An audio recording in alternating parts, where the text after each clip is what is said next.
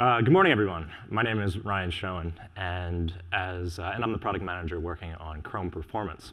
As Darren told you, the Chrome team is dedicated to making a first-class user and developer experience on the web. And we think that a very large part of that is performance, enabling you to make those really efficient, really performant, really smooth mobile web applications. So I should probably put that up.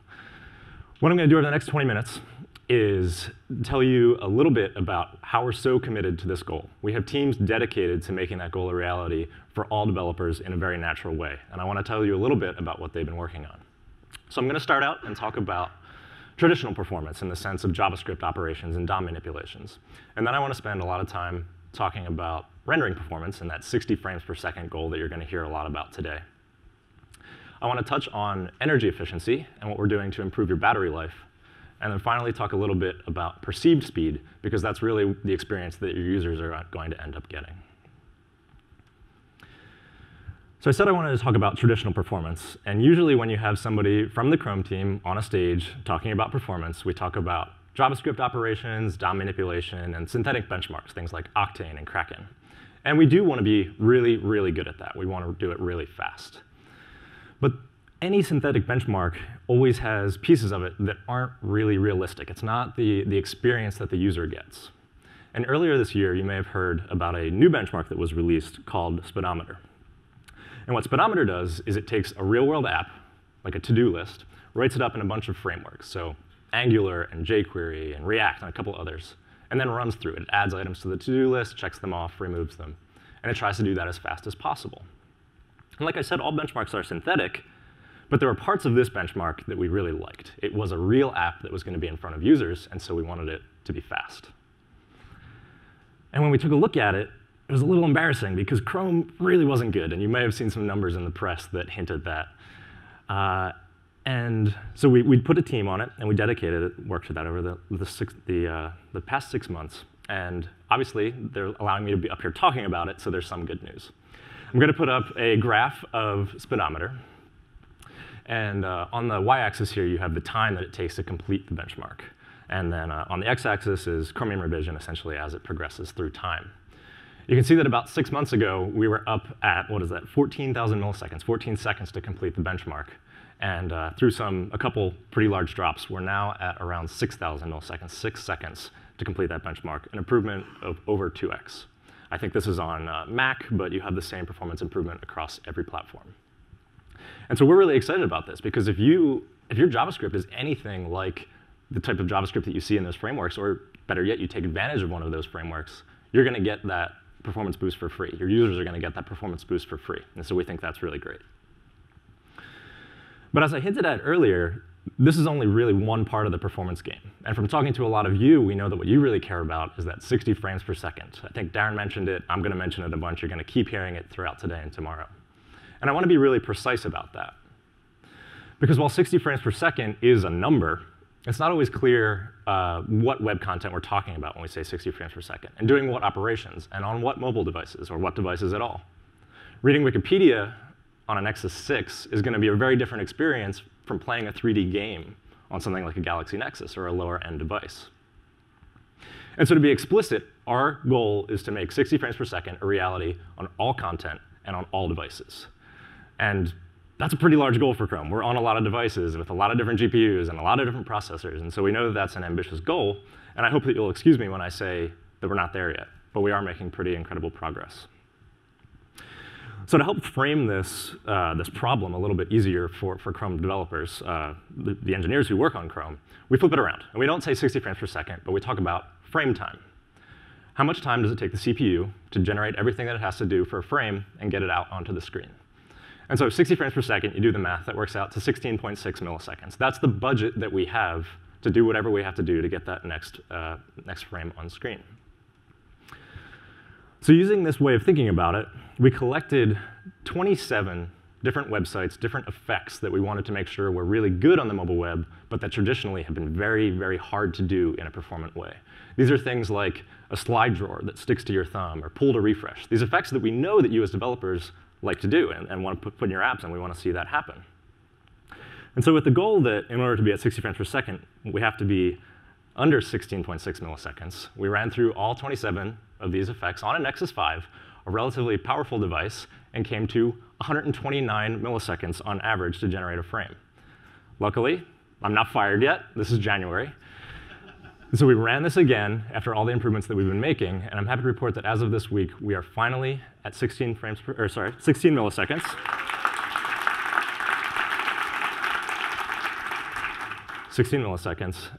For these really, really tough effects that we wanted to make sure were enabled. And so this is a pretty big jump. This is 10x. And so you're probably wondering, like, how is that even a thing that's possible? So I told you at the beginning of the talk that we had several teams that were dedicated to making this a reasonable thing that could be done. And one of those teams is a task force called Project Silk. It was a cross-cutting team between Chrome and Blink and was really enabled by the tight integration between those two. They worked on an immense amount of things, and I'm going to throw a bunch of words up here on the slide. I think Darren had a slide like this too. And I don't expect you to understand all these things. I'm certainly not going to talk about them all. But I just wanted to demonstrate some of the real breadth of what they were working on. To highlight a few, Darren this morning mentioned the will change attribute, and we think that this is really, really powerful. It enables you, as the developer, who probably knows more about your app than Chrome does, to label certain content and say, this will change, this will animate in some way. That lets us do a lot of the prep work ahead of time so that as soon as you start to animate, we don't have to do anything. It's going to be responsive, and it's going to be smooth right away. All the prep work has been done. Another project is garbage collection during idle time. In JavaScript, or in several programming languages, garbage collection is the process of reclaiming memory that's not used anymore so that it can be useful again. And historically, this has been totally unlinked from the Chrome rendering engine. So if you're trying to get that 16 milliseconds, 60 frames per second, and then Chrome is going to say, nah, it's time to do a garbage collection, you're kind of screwed. And your animation will just screech to a halt. So we've hooked it up with the rendering system. So now if you take a look at that frame budget, that's 16 milliseconds, maybe there's 6 seconds left at the end that you have time to do things with. And so we can fit in garbage collection there. And so you can keep running at that 60 frames per second, but still get the useful memory reclaimed. And then another project that I want to talk about that Darren also touched on this morning is a project called Hardware Accelerated Rasterization. And that's a lot of words that I don't have to say over and over again, so I'm going to call it by our code word, Ganesh. And before I go into what Ganesh is, I want to explain a little bit more about the Chrome rendering pipeline. If you've ever profiled your website in Chrome DevTools, you've probably seen little chunks of time called painting. And part of painting is a process called rasterization. And all that means is that we're taking the draw commands, like put text 12 point here, draw a rectangle that's 200 pixels by 300 pixels and put it here, and take that into actual pixels that are going to appear on your screen. And so historically, that process has looked something like this. This is a vast simplification, but the draw commands go into the CPU, where that rasterization takes place, into actual pixels.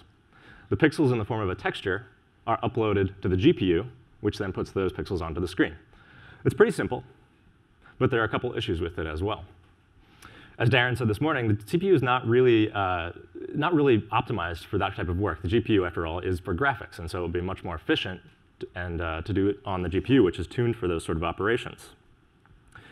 There's also that really expensive upload of the texture from the CPU to the GPU, and if you're doing that every single frame, that's really, really going to slow things down. In addition, we're not just doing this process for what's on screen on your mobile device.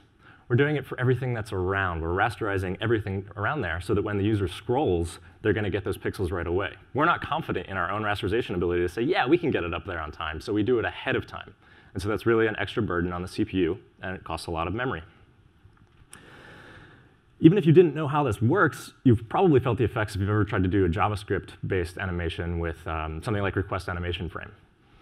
There are these weird rules like, oh, well, yeah, opacity, you can change that, but left and top, like, no, you can't touch those. Like, that'll just ruin your animation. And that's ridiculous, right? Like, we don't believe that you as developers should have to have in your head these rules that don't make sense, but it's just the way it is because that's how the rendering engine works. And so that's where Ganesh comes in. We can largely throw away this pipeline that I was talking about, and again, vast simplification, but the draw commands can come in, for the most part, skip the CPU, and all the hard work can be done on the GPU. We're working hard to enable this kind of pipeline for all content And for all devices, right now it's just a handful of modern devices and about 15% of web content. Because it's actually really hard with the many GPUs that we have and the many platforms that we're working on to get this going. But it's really, really a huge improvement. And to motivate that, I want to show a quick video. So this is The Verge's website. On the left, you have Chrome 32. And on the right, you have the latest canary, Chrome 41. And that has Ganesh enabled. And in a minute, I'm going to start the video. And simultaneously, I'll fling the two sites to scroll through The Verge's website. Very, very fast scroll. So fast that I slowed down the video by 4 times so that you can see what's going on. And you'll notice 2 things. Even though I scroll both of them at the same time, Chrome 32 takes a very long time to start because it's thinking really hard at the beginning of that animation. And the second thing you'll see is that without Ganesh, the rasterization just cannot keep up. And it'll be very apparent once I start the video. So let's take a look. There's the fling. 41's off and running. And there's the scroll on 32. Can't even keep up. But 41 rasters all the content and gets it on screen in that super fast scroll, which on here is 4 times slower. So we think this is incredible progress. Thank you. And just because I want to end this section on a low note, we do recognize that even 16 milliseconds is not the golden standard. We still have a lot of work to do. Because if there's anything else happening on your phone, or heaven forbid you as a developer want to do something besides just rendering frames, that's going to blow that frame budget right away. And so we're going to continue working on Project Silk, and I expect we'll have some more good results for you soon. OK, so far I've talked about speed. And that's great. But there's another part of performance that we're starting to realize is equally important, and that's efficiency, and specifically energy efficiency and battery life. When I started thinking about energy efficiency, I had sort of this very naive approach to it, was like, well, we're already optimizing CPU and GPU, so let's just do less work on those, and then we'll use less energy, and we'll just get the energy efficiency for free. Why do we even need to think about energy efficiency? And that's partially true. That does improve energy efficiency, but there's a lot more that we can be doing there, and it's not always intuitive. And to motivate this with a concrete example, this was what I thought energy usage looked like. When you're doing work on the CPU, you're using energy. When you're not doing work, you're not doing energy. So again, just do what you have to do it as fast as possible, and get back to idle. This is not quite how it is. And still, this is still an oversimplification. But you have a little bit of a warm-up and a cool-down period anytime that you use the CPU, where you're using energy, but you're not getting efficient work done, or you're not getting useful work done. You're just burning energy. And so in this contrived example, you're going to use about 2 times as much energy as you would in sort of my naive approach. And so what you want to do instead is take this work and nudge it by just microseconds and coalesce it all together so that you have a single warm-up and a single cool-down period. And you get an energy savings of about 2x here, in this example. And so I don't want to imply that we're always going to wait as long as we can to do this work, but it becomes an engineering trade-off of how much energy savings can you squeeze out of your work just by those little nudges that aren't going to, in reality, affect the user-perceived performance of your app. So we're taking learnings like this and going back and taking a look at Chrome's energy usage. And we started with the worst offender of this, which was Chrome for Windows. And I'm happy to report that at idle, so when you're reading a Wikipedia page or when you're just reading a news article or something, Chrome for Windows is now using only 1/4 of the energy that it was 6 months ago. And so we think that that's a fantastic improvement, and we're really looking forward to taking those same learnings and applying it to other platforms. OK, the last thing I want to talk about today is perception of speed. Because at the end of the day, that's really what you guys probably care about, is the experience that you can deliver to your users. And so I'm not going to talk about graphs and tech specs and percentage improvements anymore. If you've been following the release of Android Lollipop, you may have heard about an API that they're working on called activity transitions. And it enables what you're going to see behind me here. When you transition between 2 activities in Android, which is essentially a page navigation in Android, it lets you transition smoothly and keep some elements on the screen. So you can see in this example, you click on the album art, smoothly transitions over to the next activity. And there was no break in the user experience. Not only is this a smooth and beautiful user experience, but it also hides any latency that's involved in creating that new activity. If you were to do sort of an A/B test with users, and on one hand, you take just the activity that as soon as it's ready, you throw it up on screen, no transition. And in the other, you do this smooth animation to the new activity. Even if the clock time is exactly the same between the two, the user will always say that the one with the smooth transition was objectively faster, even though the time was exactly the same. And so this is the kind of thing that we want to do on the web. But today, if you do absolutely nothing, your navigation is going to have that horrid white flash that is sort of like the signature of the web today that reminds the user that they're on the web. If you have something like a single-page web app, you can make this work, right? You can do AJAX calls. You can manage your URL state so that this is still the thing that's even possible, certainly not easy. And if you want to transition between origins, then we need to start talking about like iframes, and things just get really complex. And that's not how it should be. Like, right, you're just transitioning an element. You shouldn't have to jump through all these hoops to avoid this legacy piece of a browser. And so we've been working on this experiment. It's a new API, new prototype API that we've been calling navigation transitions that enables this sort of thing on the web. And so I want to show you how that would work if we can switch to the podium camera.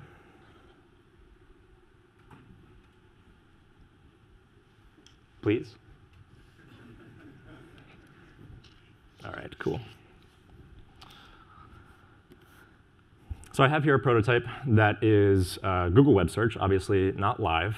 And what you're going to see in a second is I'm going to click on the search button. And we're going to navigate to the search results page. But we're going to keep the Google logo. We're going to keep the search bar because those elements are also present on the search results page. So am I here? Yep. I can click. Smooth navigation, and the results just fly in. There was no break in the user experience. Thanks. So if we can switch back to the slides for a second. Like I said, this is still an experimental API, so everything is likely to change, and I don't want to go into the specifics of how it works, but I do want to call your attention to two things. The first one is that this is pretty simple. We have a meta tag that identifies the elements you want to transition, a link header that tells the browser where the transition, the CSS animations are, and then whatever CSS animations you want for those elements. Really dead simple to implement. The second thing I want to call your attention to is that a browser that chooses to implement this in whatever final form it ends up looking like, you'll get those great transitions. And if you have a legacy browser that doesn't understand this stuff, you're going to have the same transitions that you would have anyway. So it's fully backward compatible, and it'll work, continue to have those navigations everywhere else. So I started out motivating this with the Android activity transitions API, which I said let you do these smooth transitions between native Android apps. Chrome on Android is just a native app on Android. So what happens if we hook up activity transitions API with the navigation transitions API? And so let me show you another demo. If we can go back to the podium camera.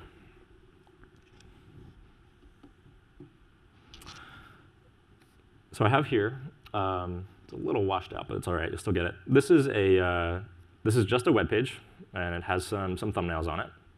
And then I also have this toy native app that we just have, for example. And it has some pictures, and you'll see that some of the pictures are the same, and then there's some text there. If I open up my web app, and I want to now smoothly transition into that native app, all I do, click on one of the images, and you're inside the native app.